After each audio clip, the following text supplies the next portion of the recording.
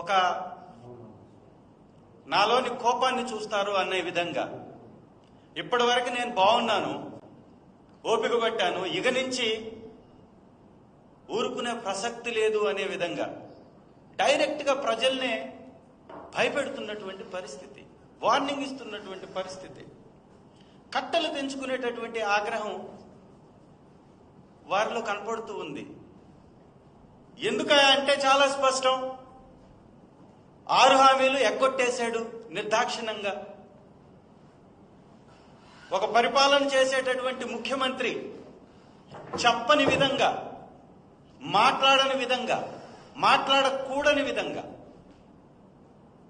ఇచ్చినటువంటి హామీల్ని అమలు పరచలేము అని చెబుతూనే, వంచిస్తూనే ఏడాది కాలంగా హామీలను అమలు చేయకుండా అడిగేటటువంటి గొంతులపై కాళ్లతో నొక్కివేస్తూ, దౌర్జన్యకాండని కొనసాగిస్తూ, ఎర్రబుక్క అనేటటువంటి ఎర్రి పరిపాలనని ప్రజలకు అందిస్తూ ఎవరన్నా మాట్లాడితే వారిపై విరుచుకుపడేటటువంటి ప్రయత్నం వారు చేయడం అనేది నిజంగా అత్యంత దుర్మార్గం.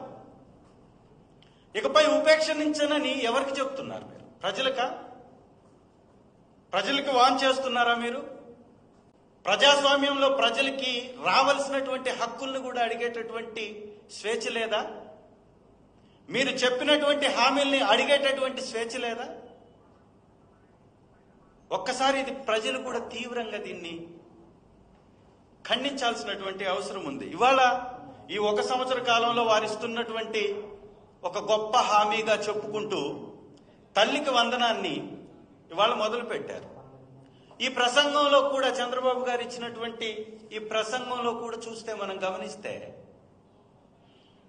వారిచ్చినటువంటి తల్లికి వందనం అనేటటువంటి హామీ ద్వారా ఈ రాష్ట్రంలో ఉన్నటువంటి 87 లక్షల మంది విద్యార్థులకు అందవలసినటువంటి ఈ పథకాన్ని వారు దాదాపు 8,745 కోట్లు ఇస్తూ సంపూర్ణంగా అమలు పరుస్తున్నాననేటటువంటి అబద్ధాన్ని ఘంటాపదంగా నిర్భయంగా చెబుతూ ఉన్నాడు. నిజంగా ఈ పథకానికి వారు ఇచ్చినటువంటి తల్లికి వందనం ప్రకారం, వారిచ్చినటువంటి లెక్కల ప్రకారం unified district information system for education UDISC record ప్రకారం, ఈ UDISC రికార్డు ప్రకారం దాదాపుగా 87,41,885 మందికి ఈ పథకం వర్తిస్తుంది. అంటే దాదాపుగా 13,050 కోట్ల రూపాయలని వెచ్చిస్తే తప్ప ఈ పథకం సంపూర్ణంగా అమలు కానటువంటి పరిస్థితి. ఇది లెక్కల్లో ఉన్నటువంటి స్పష్టత. అంటే UDISC రికార్డు ప్రకారం కూడా ఇవ్వట్లేదనేది స్పష్టంగా మన కళ్ళ కట్టినట్టుగా కనపడుతున్నటువంటి పరిస్థితి. అట్లాగే గతంలో ఇచ్చినటువంటి లెక్కలను కూడా వారు తారుమారు చేసేటటువంటి ప్రక్రియను కూడా మొదలుపెట్టారు. ఇది UDISC రికార్డు ప్రకారం ఈ రాష్ట్రంలో అర్హులైనటువంటి విద్యార్థుల యొక్క సంఖ్య. ఇది చూపించాలా లేదా? దీని ప్రకారం 13,000 కోట్ల రూపాయలు వెచ్చించాలా లేదా? అంటే మీరు దాదాపుగా 5,000 కోట్ల పైచిలుకు దీనికి తగ్గించారు. అంటే గతంలో అమలవుతున్నటువంటి అవే రూల్స్ ని గతంలో అమలయ్యే విధంగా సేమ్ టు సేమ్ అదే నంబర్ ఆఫ్ పీపుల్కి ఇస్తూ ఇవాళ 24,000 కోట్ల రూపాయలు ఎక్కువ ఇస్తున్నాము గత ప్రభుత్వానికి అంటే కూడా అని వారు చెప్పుకుంటున్నారంటే, ఇంత నిస్సిగ్గుగా ఎవరైనా అబద్ధం చెప్పేయచ్చా? ఇంత బాధ్యతారాహిత్యంగా ఎవరైనా అబద్ధం చెప్పేయచ్చా? ఒక ముఖ్యమంత్రి స్థానంలో ఉన్నటువంటి వ్యక్తి అబద్ధాన్ని పదే పదే చెప్పి నిజం చేసేటటువంటి ప్రయత్నం కొనసాగించొచ్చా? ఒక్కసారి మీడియా మిత్రులు కూడా ఆలోచించాలి. ఈ రాష్ట్రంలో తల్లికి వందనం తల్లికి వంచన అవుతుంది.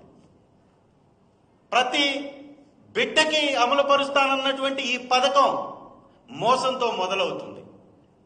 ఈరోజు చంద్రబాబు నాయుడు గారు సంవత్సరం తర్వాత మొదలు పెట్టారు ఈ పథకాన్ని. అంటే వారు ఎలా ఇవ్వాలి? ఒక్కొక్క బిడ్డకి 2 సంవత్సరాల చొప్పున రిలీజ్ చేయాల్సినటువంటి అవసరం ఉందా లేదా? ఇవ్వాలా లేదా? మరి ఈ ఎడ్యుకేషన్ ఇయర్ కూడా స్టార్ట్ అయిపోయింది. గత ఎడ్యుకేషన్ ఇయర్ కంప్లీట్ అయిపోయింది.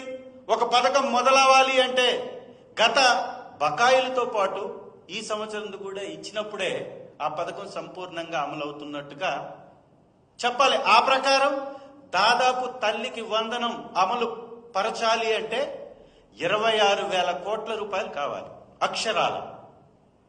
కానీ ఇవాళ వాళ్ళు ఇస్తుంది ఎంత?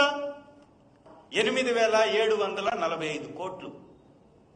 అంటే దాదాపుగా సగం కూడా చెల్లించినటువంటి పరిస్థితి ఈ రాష్ట్రంలో కొనసాగుతుంది.